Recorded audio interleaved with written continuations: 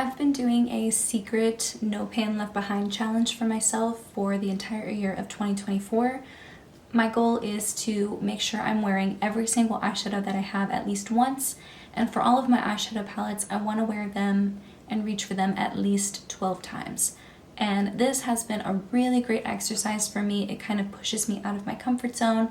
It helps me make sure that I am reaching for each of my eyeshadow palettes equally. And an unexpected benefit that I've gotten from it is I have found some really unique and fun pairings of different palettes, specifically palettes that I didn't assume went together and then ended up creating really beautiful looks together. And so I thought I'd share this with you. I have 4, technically 5 really unique palette pairings that I wanted to talk about today. And I'll start with the 2 palettes that sort of sparked this video idea, and that is the Retro Glam Natasha Denona palette and the Juicy Olive palette from Give Me Glow. These are both mostly green palettes, obviously, but they are very, very different greens. The one from Natasha Denona is sort of a muted sage green, I would say, maybe like a eucalyptus green, and then the one from Give Me Glow, obviously it's called the Juicy Olive palette, so it's olive shades, and the majority of them are quite warm. I have had and loved the Juicy Olive palette for quite some time now. I think one of the reasons why I have trouble reaching for it more, even though I always love olive eyeshadows on myself, is because this palette runs very deep. I like to have lighter, brighter, sometimes softer, less dramatic eyeshadow looks. I like to incorporate some color every once in a while, but using just these 6 shades, the looks always end up deeper and more dramatic than I tend to go for on a regular basis. So what the Natasha Denona palette offers is still quite a few green shades, but ones that are a little more neutral or even more cool toned and also brighter. I have quite a few lighter mattes that I can use to start a look, and then I can deepen it up with the deeper mattes from this palette. And if you see the 2 shimmer shades here in the corners, those are both also very deep. And so if I want to layer a lighter shimmer on top to brighten up that shimmery part of the eye look, I can do that with this palette. It also has some really beautiful inner corner highlights as well, which I don't have in the Juicy Olive palette. You also have some like reds and pinks and light browns and golds, just a few other alternative colors. If I don't want the look to be mostly olive green, I can play with some other things and then use the deeper shades from Juicy Olive to add a little bit more impact. Something you'll notice across all of these palette pairings is often I'll find that there is something missing or a weakness that a palette has, and then I'm able to bring in another palette that is able to help. For example, the Natural Nudes palette from Too Faced is a beautiful palette that I love. I've mentioned before, I love the mattes from this palette. The shimmers aren't exactly my favorite, so if I can take advantage of the beautiful mattes from this palette, but find a quad, for example, from LH Cosmetics that specializes in beautiful, interesting shimmery shades, especially those bright colors that I tend to prefer when I'm looking for shimmer shades on my lid. These go together so nicely, so beautifully. I can build the look with the mattes as much as I want, and then I can either use these all over the lid or use them on the inner corner. Each of these eyeshadows has a slightly different color or tone, and so I'm able to pair them with different undertones of the mattes to create really beautiful and interesting looks. This next one, I would say, is likely the most surprising because when I'm reaching for each of these palettes on their own, I'm going for a very specific look or specific vibe, and because they are so different in that sense, I wouldn't ever really think to put them together, but it's another example of one palette sort of missing something and the other palette being able to complete it. So this What's Up Beauty Dragon palette is stunning. I have raved about the other What's Up Beauty palettes before, and it just feels like every time they come out with a new palette, it's even better than the other ones. I know there are some different formulas and different types of shades in this palette. This is a palette that is slightly newer to me, and I really hadn't worn it that much until I started doing the No Pan Left Behind challenge. And one thing I noticed about this palette is I do really love the mattes, but there aren't a lot of light mattes. There aren't a lot of transition shades or blender shades. So when I'm creating looks with just this palette, the looks do tend to be much deeper and more dramatic, which there's no problem with that, but with my skin tone and with the way I like to wear makeup, I don't always want my eyeshadow to be like the main focus of the look overall. And so that's why I was very pleasantly surprised when I started wearing shades with the Enduring Love palette in conjunction with the Dragon palette and really loving how they go together. I don't always reach for the Enduring Love palette, mostly because sometimes, I'll say it, the color story feels a bit boring to me.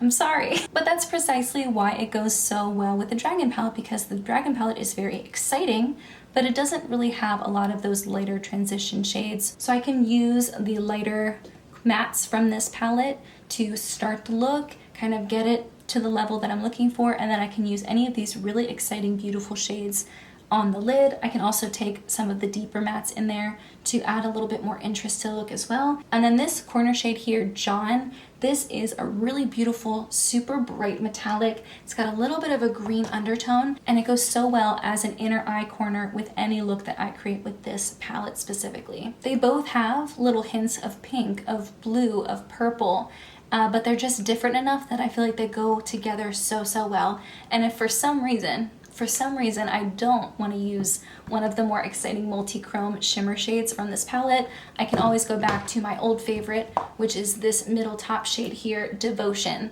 It's a gorgeous, slightly deeper rose gold color. I love wearing this all over the lid, and if I want to spice it up a little bit, I can add one of the interesting colorful mattes in the crease or on the outer corner. Even with the way that these are designed, they just give off very different aesthetics, but together they always create really beautiful, complete, and unique color pairings for me. This next pairing is sort of along the same vein, where a lot of the shades from one palette tend to run very deep, and then the other palette doesn't run that deep at all. So being able to pair them together gives me the level of depth and brightness that I'm looking for. Let's start with the Arcana palette from Shroud Cosmetics.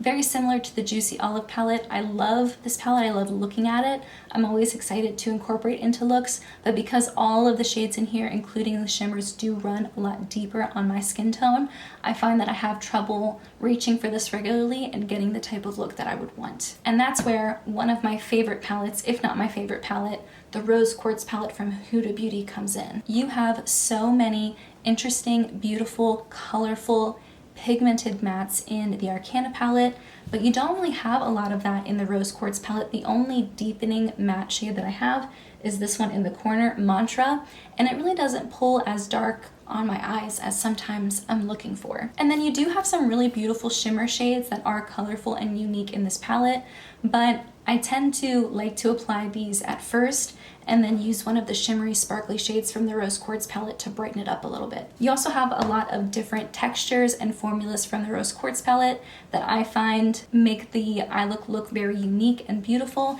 and having those more colorful mattes and shimmers to go with it, again, just it elevates the look. It just gives me more variety and makes me more excited when I pair these together than when I wear them separately. And I don't have any shades from this palette that I would wear on the inner corner, whereas Rose Quartz has several options that I can use that would pair really well with any look that I create using this palette as well. I feel like I can also create more warm tone looks when I pair these two palettes together than when I wear Rose Quartz on its own. Now this fifth pairing I almost didn't include because I really haven't used these together at all yet, but just given the color story and the experience that I have with one of the palettes, I do feel like that these are going to be something that I really enjoy pairing together moving forward. So let's start with the Geologie Pilbara palette. I purchased this when it first released, and I do really love this color story, but I will say that over time these shimmer shades have really reduced in quality. You get a lot of hard pan when you try to swatch it with your fingers,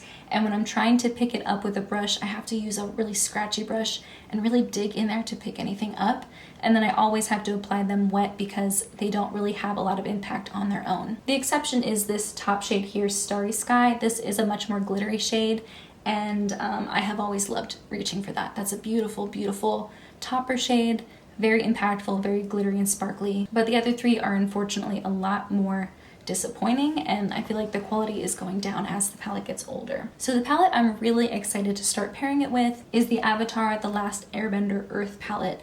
I've only technically worn this on my eyes once. I'm wearing it today, just this dark green shade as an eyeliner, but I do have experience working with other Lethal shades. I have a whole palette of custom shades from Lethal that I have loved for years, and I think this color story paired with this color story is going to go really, really well together. Like I said, the shimmers from this palette are a little disappointing and not something that I enjoy wearing on my eyes, but the Lethal shimmers are some of my favorite shimmery multi-chrome duochrome formulas that I have tried, and you have a lot of different colors and undertones and levels of depth to work with. However, the mattes from this palette are very saturated. They look like they're gonna be a lot. And sometimes I want something a little softer, which is where I think the mattes from this palette are really gonna come in handy. To start, you have that light brown shade up there to work as a transition. And then I find that even though this shade down here, chalcopyrite, it looks like it'll be more olive green in the palette, when I put it on my eyes, it definitely pulls a lot more yellowy. And then Pilbara Marble is a really beautiful neutral olive shade, whereas the other olive shades from this palette run quite warm. You also have this beautiful bronzy shimmer and burgundy matte in the corner. I think that'll go really nicely with the mattes and reds from this palette. So I think the shimmers add a lot more interest and vibrancy and quality to the eye looks I create versus the shimmers from this palette. But I think the mattes are very good quality, and there is a bigger variety of depth and undertones, and they're also just slightly more neutral and wearable for me personally. I think they'll be able to help tone down the pigmentation and saturation of the mattes from this palette. And then I will have that really dark green matte to help deepen the look if I want that. And on top of that, my favorite part is, like I said, this Starry Sky shade from here. This looks white in the pan, but it's actually a topper shade, and it has stunning blue-green sparkles. So glittery and sparkly. And I think that's gonna pair so nicely with any of the shades from this palette in particular. Having that green shimmer to it, I think is like just the icing on the cake. This is just the eyeshadow applied dry on my hand. You can see it doesn't really have a lot of base reflect, but then it has a really beautiful shimmery, greeny flip to it. Yeah, I almost didn't include this because I haven't actually paired these together in real life, but just given my experience with Lethal shadows and with this palette, I do think that these are going to go really well together.